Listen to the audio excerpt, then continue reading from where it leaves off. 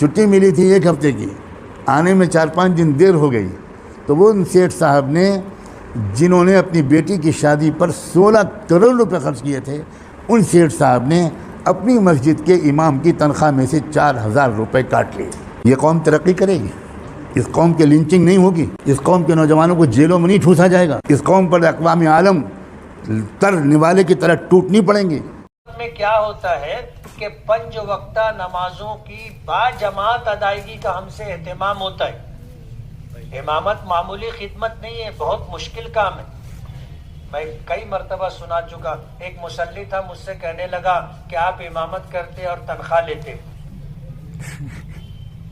آپ اگر امام نہیں رہتے تو بھی تو آپ کو نماز پڑھنی پڑتی نا، تو جو نماز آپ پڑھتے وہی نماز آپ بجائے چٹائی کے مصلی پر پڑھ لیے تو آپ پگار لیں گے کیا؟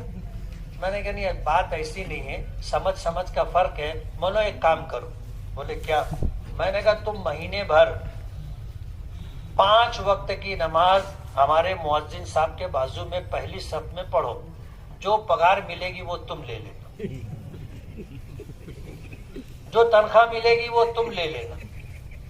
اب گفتگو کے بعد پہلی نماز میں وہ تھا مؤذن کے بازو، میں بھی اس کو ایسے گھوم کے دیکھا۔